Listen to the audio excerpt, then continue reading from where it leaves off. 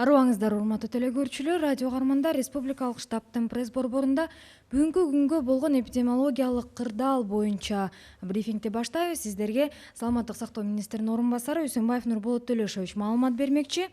Брифингди ТЗОдон ЛТР, КТРК, Лото 24, Пирамида, 5 канал телеканалдарынан, облустук медиа борборлордон, Кабар Кыргыз улуттук маалымат агенттигинен, ЛФМ, 1 радио, Кыргыз радиосу, Марал ФМ радиолорунан, ЛТРдин YouTube каналынан, Facebooктан, Кыргыз өкмөтү, социальное правительство жана 1 радионун баракчаларынан көрүп уга аласыздар. Добрый день, уважаемые телезрители, радиослушатели. Мы начинаем брифинг в пресс-центре Республиканского штаба. О текущей эпидемиологической ситуации по Кыргызстану расскажет заместитель министра здравоохранения Кыргызской Республики Үсөнбаев Нурболот Төлөшович.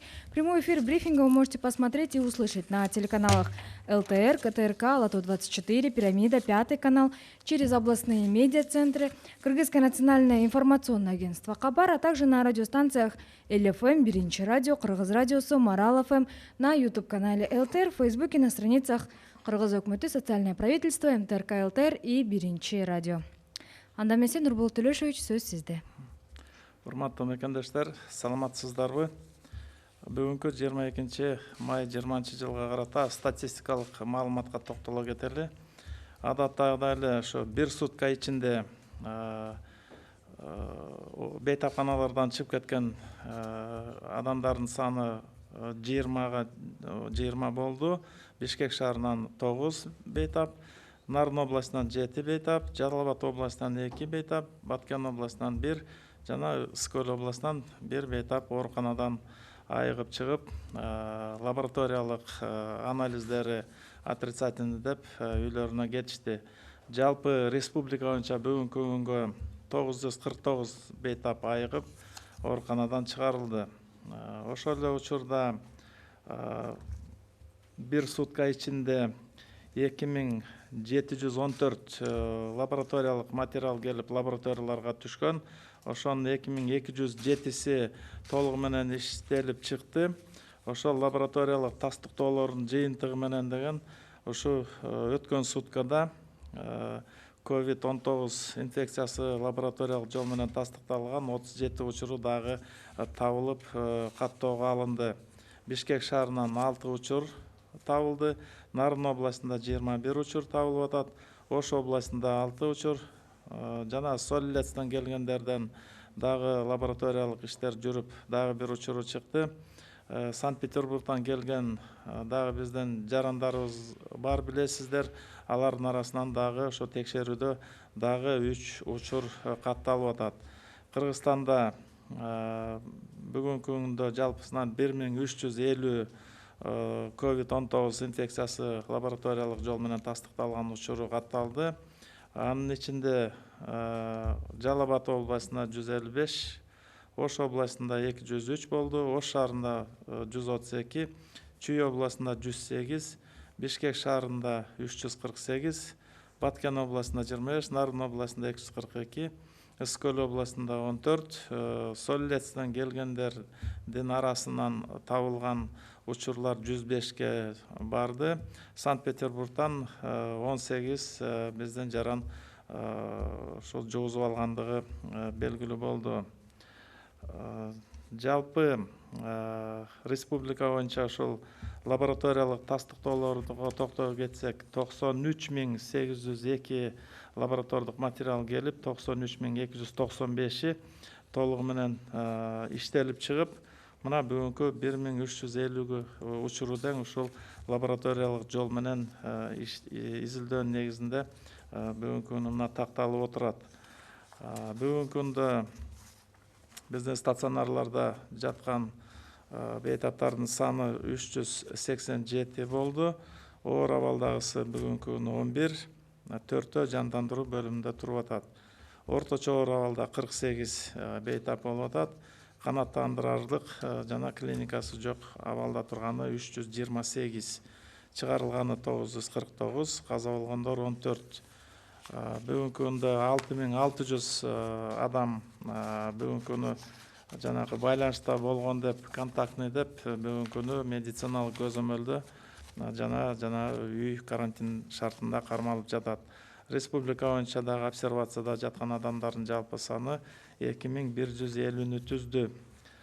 Бүгүнкү күндө ошол медициналык көзөмөлдөн чыгарылган өткөн суткада 2986сы чыгарылды. Бул үй карантин жана 14 күндүк мөөнөтү өтүп, лабораториялык тастыктоолордун жыйынтыгы отрицательный деп ошолор чыгарылды. Бүгүнкү күндө мына 2650сү тыкыр медициналык көзөмөлдө туруп аткандыгы мына айтыла кетет. Экинчиден, бүгүн дагы бир маселеге токтоло кетсем деп турам. Анткени деген ушул күндөн күнгө көрүп атасыздар, улам лабораториялык тастыктоо менен такталган учурлар дагы эле туруп атат. 48, 35, 30 деп. Ошонун дагы бир себептерине токтоло кетсек, анткени ушу бир көңүлгө албай коюп атабыз. Контакт болгон адамдардын саны өтө көп болуп, бүгүнкү күнү деген мындай чебердей турган шарттарды жасабай коюп жатабыз. Ошого дагы бир жолу көңүлүңүздөрдү бурат элем. Анткени жанакындай оорунун белгиси билинбей же болбосо өтө катуу түрүндө эмес болгондо ошол контакт болуп вирус адамдардын бири-бирине деген жугуп калган учурлары мындай дагы эле көп байкалып атат. Анткени ошол кандайдыр бир дистанция сактаганды, ошо аралык сактаганды деген жакшы ушу көңүл бурбай коюп атабыз. Мына ошол контактылар боюнча айта кетели. Мына мисал катары алып көрсөк, Нарын областында деген ушул атайын бир кызматта иштеген бир жараныбыз ошол башка районго барып, Актала районуна барып, ошол жерден бир өзүнүн кызматтык иши боюнча барган. Ошол жерден мына контакт болуп, ал жерден дагы бир топ адам ошол жерден мына жугузуп алгандыгы туруп атат. Анткени мына өзгөчө коркунучтуусу ушул жашы өтүп калган адамдар болуп атат. Мына Акталада 74 жаштагы балдарга жугузуп атат. Ал жерден школьниктер, мектеп окуучулары жугузуп алып атат да. Ошо бир киши барып, ошол жерден мына бир топ кишиге жугузуп коюп атат. Анткени такырында көңүлгө албай, же бул башка жакта болуп атат деген сезимдерде болгон негизи туура эмес. Ошол гигиеналык шарттарды сактап, ошо бири-бирибизден кичине социалдык дистанцияны кармап, боореке аралыктарыбызды сактап, ошондой кылсак, бир топ жугузуп алган учурлар деген болбойт эле деп эсептейм. Мына айтып кетсек, аябай көп контактыны мына цифрага да токтоло кетели. Бишкек шаарынан 348 болуп отурат. Ошол деген ичинен 52си деген завоз болгондо, биринчи завоз болуп, ошолордун контактылары мына 727 кишиге жетип атат. Мына ушулардын баарын тең лабораториялык тастыктоо менен иликтөөнүн жыйынтыгында табылып чыгып, баарын лаборатория менен текшерип келип атабыз. Ошонун ичинен 307си жанакындай медициналык көзөмөлдөн чыгарылып, бирок 124-ü дагы эле мына ошол контакт катары деген биздин көзөмөлдө туруп атат. Чүй областынан 25 завоз болду эле, 108 подтвержденныйга чейин барды. Ошол 808 контакт болгон адамдар болуп атат да. Мына Ош шаарын алсак, 132 учуру бар, 10 завоз болгон. Ошонун ичинен 1153 киши контакт болуп, ушу көзөмөлгө алынып, ошонун баарына лабораториялык жол менен жанакында тастыктоо жүргүзүп, мына көзөмөлдү алып атабыз. Бүгүнкү күнү мына 840 адам ушул Ош шаарында медициналык көзөмөлдө дагы эле туруп атат. Ош областы боюнча 120 жанакындай тыштан келген учурлары болгон, завозной случай. 1244 адамна бүгүнкү күнү контакт катары көзөмөлгө алынды эле. Мына Нарын областын алсак, 3 эле завозной случай болгон. Бүгүнкү күнү ал жерде 242 лабораториялык тастыкталган учуру катталып, 1565 киши контакт болуп отурат. Мына ошонун баарын тең мынтип лаборатория менен текшерип, бүгүнкү күнү 746 киши ошол жерде көзөмөлгө туруп атат. Бул эмне деген цифралар? Бул деген жанакындай өтө бири-бирибизди жакын алып жүрүп атабыз, дистанция сакталбай, ошо контакт учурунда деген ошо жугузуп алган тобокелчилик өтө бийик болуп, мындай дагы ар бирибизден талап кылына турган нерсе бар.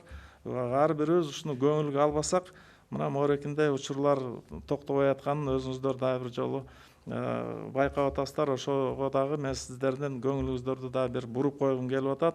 Ушул кичине бир аз аралыгыбызды алыстап кармабасак, балдарды дагы ошого үндөп үйрөтпөсөк, мына морекиндей контактлардын саны деген көбөйүп, ушу бүгүнкү күнү деген ушул бир кандайдыр бир эпидемиологиялык бир туура эмес абалды түзүп коюп атат. Буга дагы бир жолу ушу көңүл бурсаңыздар, араңыздарды кичине алысыраак сактап, гигиена шарттарын баарын толуктасак, анткени мына көп объекттер да ишке киришип атат. Бүгүнкү күнү деген баягыдай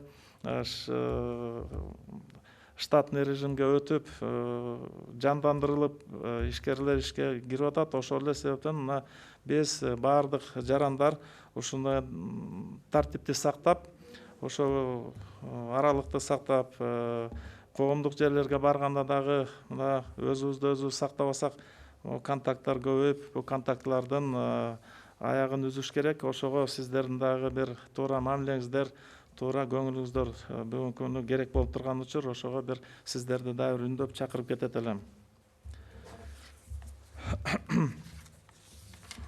Уважаемые соотечественники, статистическая информация на 22 мая 2020 года. За последние сутки из стационаров выписано еще 20 пациентов с подтвержденным диагнозом COVID. В Бишкеке 9, в Нарынской области 7, в Джалабадской области 2 пациента выписано, в Баткенской области 1 пациент, в Високольской области 1 пациент выписан из стационаров при отрицательных результатах лабораторных исследований. Таким образом, всего выписано по стране 949 пациентов. За прошедшие сутки было выявлено 37 новых подтвержденных случаев COVID-19, из которых в Бишкеке 6 случаев, в Нарынской области 21 случай, в Волжской области 6 случаев. Из числа прибывших наших соотечественников из Санкт-Петербурга еще 3 случая выявлено.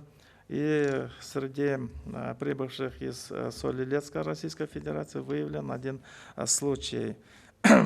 За сутки было проведено 2207 лабораторных исследований, в результате которых вот эти 37 новых случаев и были выявлены. Таким образом, за весь период зарегистрировано 1350 подтвержденных случаев COVID-19 по республике.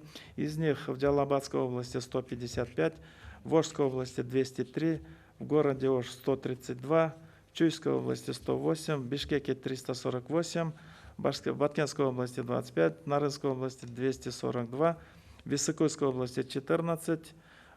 Среди прибывших из Соль-Илецка наших сограждан выявлено 105 случаев заражения, и из числа прибывших из Санкт-Петербурга число случаев дошло до 18. На сегодня в стационарах 387 пациентов, в тяжелом состоянии 11, 4 находятся в реанимационных отделениях.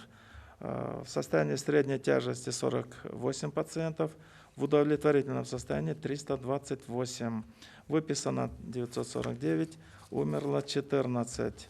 Под медицинским наблюдением находится 6600 человек в качестве контактировавших с лабораторно подтвержденными случаями. За ними установлено медицинское наблюдение и находится под домашним карантином.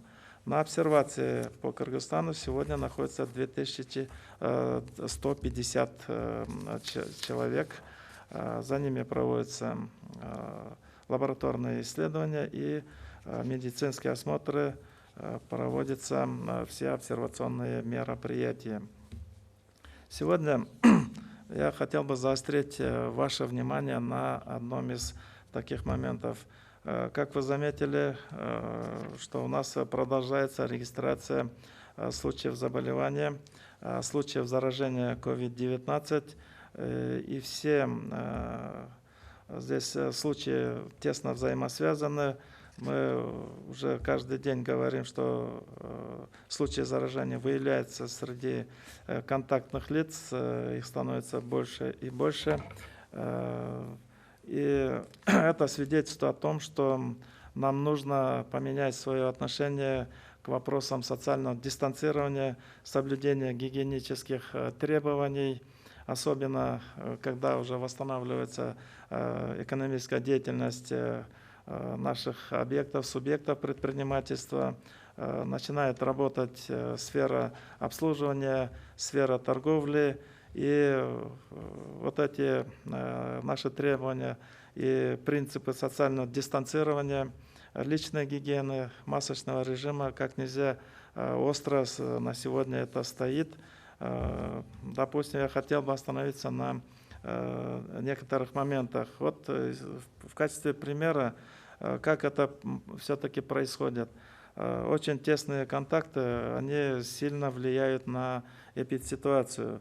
Пример, в Нарынской области специалист одного из организаций, которые связаны с проведением встреч с людьми, контакты с людьми, выехала, провела свои мероприятия, но при этом заразила уже несколько там человек, потому что очень тесные контакты, очень близкое общение привело к тому, что есть случаи заражения уже и среди лиц преклонного возраста, среди школьников. Вот. Один источник инфекции на сегодня создал проблему в целом районе, в Акталинском районе. Это свидетельствует о том, что нам очень сильно надо над этим подумать и принять все-таки превентивные меры. Хотел остановиться на нескольких цифрах. В городе Бишкек на сегодня зарегистрировано 348 случаев, 52 было завозных случаев, то есть это был завоз из-за границы. Число контактных превысило 727 человек. Эти все лица были лабораторно обследованы. Сегодня 124 продолжают находиться под медицинским наблюдением в домашних карантинах. 307 из них выведено из-под наблюдения в силу отрицательных результатов лабораторных исследований. Чуйская область. 25 завозных случаев, 108 зарегистрированных подтвержденных случаев. Контактных 808. Это очень большое количество контактировавших лиц. На сегодня 319, за ними продолжается медицинское наблюдение. В городе Ош 10 было завозных случаев, стало 132 подтвержденных пациентов, а количество контактных составило 1153 человека. На сегодня 840 продолжают оставаться под медицинским наблюдением. В Волжской области 120 завозных, 203 подтвержденных случаев сейчас. Число контактных 1244. И так можно продолжать дальше. В Нарынской области было всего 3 завозных случая. На сегодня мы имеем там 242 подтвержденных случая COVID-19. Контактных мы установили 1565. Это очень большой контакт. И из-за таких, из-за несоблюдения таких элементарных дел мы в Нарынской области имеем сегодня такое эпиднеблагополучие. 746 человек сейчас находятся под медицинским наблюдением. И для того, чтобы обеспечить этот надзор, это наблюдение, лабораторные исследования, туда привлекается очень много сил и средств. Поэтому в целом по стране 386 случаев завозных было, 1350 мы имеем подтвержденных случаев. Контактных 6600 человек, которые были установлены, и среди которых мы провели лабораторные исследования и домашний карантин. Это очень большие цифры, поэтому это еще раз доказывает, что соблюдение социального дистанцирования, соблюдение правил личной гигиены это те моменты, на которые нужно обращать очень такое пристальное внимание и обязанность, долг каждого нашего гражданина принять это к сведению и принять к исполнению, потому что только дистанцировавшись друг от друга, только уменьшив число контактных лиц и число контактов, мы сможем держать под контролем эпидситуацию по COVID-19. Это очень контагиозная инфекция, я еще раз повторяю это. И надо соблюдать все требования, пренебрегать элементарными рекомендациями на сегодня не стоит. Поэтому еще раз вас призываю, давайте соблюдать социальное дистанцирование и личную гигиену, обращать внимание на окружающих, воспитывать своих детей в плане того, чтобы мы смогли защититься от COVID-19 вместе. Вот такая у меня на сегодня информация. Рахмат, Нурболот Төлешович, анда эмес суроолорго өтсөк. Улуттук онкология борборунда дагы тастыкталган учурлар катталдыбы жана буга чейин чыккан 14 адам кантип ооруну жуктуруп алган? Бул жерде маалымат келген 11 майда Панфилов районунда ооруп калган бир ошол жерде жараныбыз келген. Кийин ошо сурамжылоо убагында эпидемиологиялык жанакы иликтөөнүн негизинде ошо маалымат алынган. Ошол 28 апрелден 4 майга чейин ошол жараныбыз деген ошо биздин улуттук онко борбордо деген өзүнүн небереси менен ошол жерде дарыланып чыгып кетишкен. Мына 11-ден баштап ошол оорунун белгилери чыгып, ошол жергиликтүү медицина мекемесине барып кайрылып, ошондон маалымат келип түшкөндөн баштап бул онко борборубузда деген баягы эпидемияга каршы иштердин баары уюшулуп чыкты. Бүгүнкү күндө ошол жерде 120 кызматкерди толугу менен лабораториялык жол менен карап чыгып, 14-нөн деген ошол күнү жанакындай лабораториялык тастыктоо менен аныкталган, жугузуп алган адамдар чыгып атат. Мунун ичинен ушу ал жерде иштеген кызматкерлер да бар, медициналык кызматкерлер, пациенттер бар, 9 ошол жердеги бала и жанакындай аны багып аткан энелеринен 3-өөнөн ушу коронавирус табылып, ал жерден тезинен ошол саламаттык сактоо министрлигинин буйругу чыгып, ошол жерде жанакындай шарттуу түрдө дарылоосу уюштурулду. Анткени жакы ооруп ошол балдар бөлүмүндө жаткан балдар болсо, ал жерден атайын дарылоону өтүп атышкан болчу. Буларды инфекционный больница которгонго деген эч мүмкүнчүлүк болбойт. Ошон үчүн булардын коронавирус оорусунун белгилери байкалган жок. Ошон үчүн ошол жерден атайын биринчи этажда толугу менен атайын стационар ачылып, ошол жерде коронавируска да каршы и өзүнүн негизги оорусуна каршы дарылоону улантып, экинчи этажга ал жерде жанагы лабораториялык жыйынтыктары отрицательный дегендерге өзүнчө которуп чыгып, өзүнчө кармап атабыз. Бүгүнкү күнү персоналдын баары ошол жерге казармени положенияга круглосуточный режимге өткөзүлүп, ал жерде толук иштерди жүргүзүлүп атат. Бүгүнкү күндө толугу менен ошол онко борбордун кызматкерлеринин арасынан да ошо лабораториялык изилдөөлөрдү улантып, жанакындай источник инфекции болуп калбасын деп, толугу менен ошо эпидемиологиялык иликтөөлөр дагы, лабораториялык тастыктоолор дагы бүгүнкү күнү жүрүп атат. Бүгүнкү күндө эпидемиялык абал ал жерде толук көзөмөлдө болуп атат.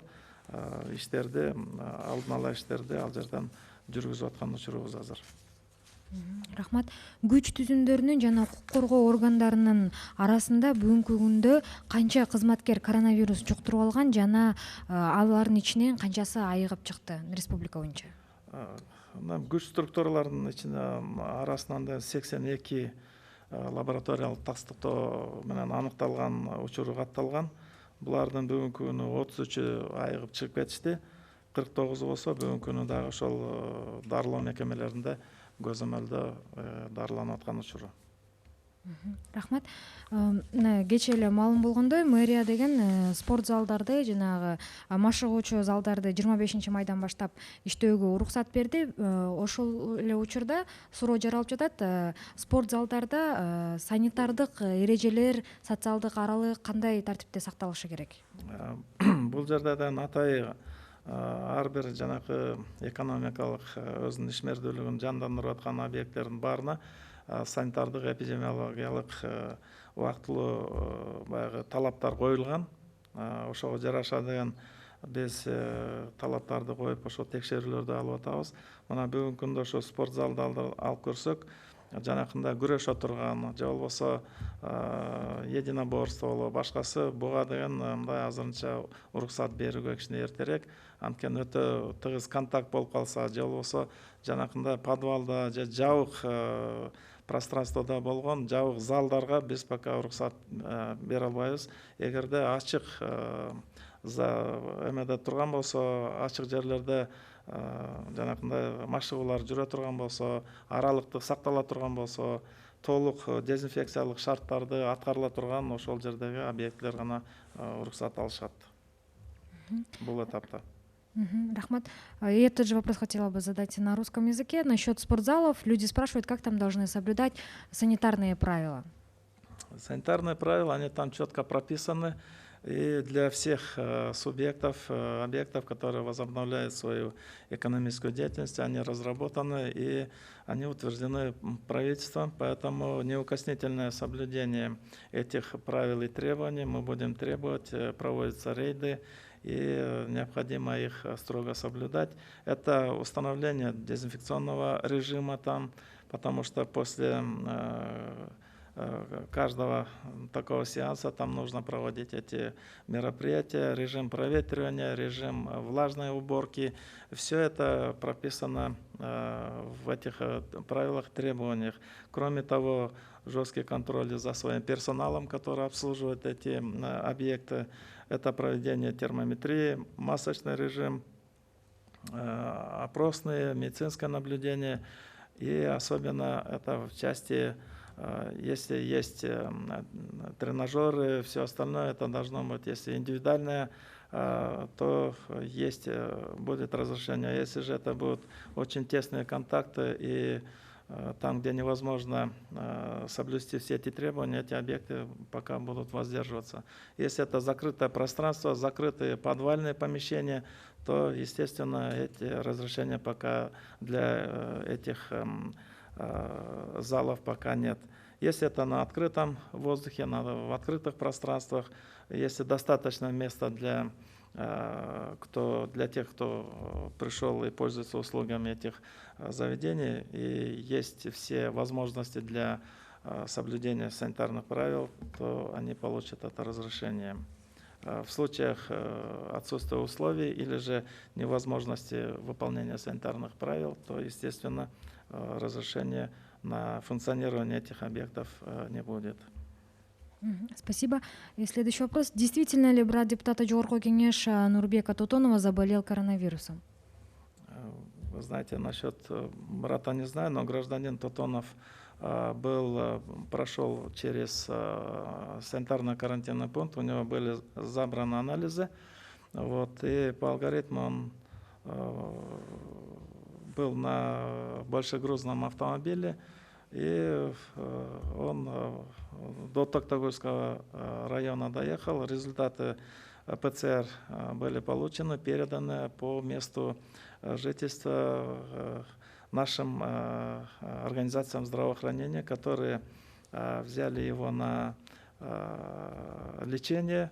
На сегодня у него было 26 контактных, это среди родственников, друзей. Все они обследованы лабораторно и находятся под домашним карантином. Состояние пациента не вызывает никаких проблем, потому что клиники нет, бессимптомное течение, он находится на курсе лечения и под медицинским наблюдением. То есть коронавирус у него подтвердился, да? Да, лабораторно ПЦР выявлен. Мы передали по месту жительства, и все мероприятия там проводятся. Спасибо. И последний вопрос. Могут ли сдать тесты на наличие коронавируса в лаборатории частные лица? Допустим, если владелец какого-либо предприятия или частной организации хочет проверить всех своих сотрудников, прежде чем те будут контактировать с клиентами, работать с клиентами, или же можно вызвать для экспресс-тестов мобильную бригаду хотя бы платно? Да, действительно, такая возможность на сегодня есть. Это было предусмотрено с самого начала. Есть частная лаборатория, которая совместно с государственной лабораторией пришла на помощь. Она на сегодня, эта лаборатория провела уже 3500 бесплатных тестирований для наших групп риска. Эти группы риска определяются Министерством здравоохранения. Мы направляем туда. Вот на сегодня проводим скрининговые исследования среди медицинских работников города Бишкек. Вот, среди наших стационаров, среди центров семейной медицины, они по графику идут на обследование. И там предусмотрена возможность для обращения граждан или же вот организации объектов, которые хотели бы провести исследования среди своих сотрудников. Это лаборатория, вот, в народе ее говорят, лаборатория Банецкого. Это общество Intelmed, и на их базе можно вот это договориться и прийти и провести обследование. Есть возможность вызова той группы забора материала, которую также эта лаборатория может предоставить.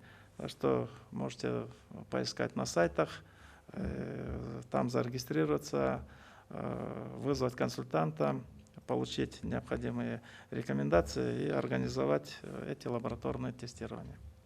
Спасибо. Уважаемые телезрители, радиослушатели, вас проинформировал заместитель министра здравоохранения Усимбаев Нурболот Тулешевич. Прямой эфир брифинга вы могли посмотреть и услышать на телеканалах ЛТР, КТРК, Алату-24, Пирамида, Пятый канал, через областные медиацентры, Кыргызское национальное информационное агентство Хабар, на радиостанциях ЛФМ, Биринчи радио, Кыргыз радиосу, Марал ФМ, на YouTube-канале ЛТР, в Фейсбуке, на страницах Кыргыз Өкмөтү, социальное правительство, МТРК ЛТР и Биринчи радио. Урматтуу теле көрүүчүлөр, радио кармандар, ушуну менен республикалык штабтын пресс борборундагы брифингде жыйынтыктайбыз. Сиздерге саламаттык сактоо министринин орун басары Усимбаев Нурболот Төлөшович маалымат берип өттү. Брифингди түзүүдөн ЛТР, КТРК, Алату 24, Пирамида, 5 канал телеканалдарынан, облустук медиа борборлордон, Кабар Кыргыз улуттук маалымат агенттигинен, ЛФМ, Биринчи радио, Кыргыз радиосу, Марал ФМ радиолорунан, ЛТРдин YouTube каналынан жана Фейсбуктан Кыргыз Өкмөтү, социальное правительство, МТРК ЛТР, Биринчи радионун баракчаларынан көрүп угалдыңыздар. Көңүл бурганыңыздар үчүн чоң рахмат.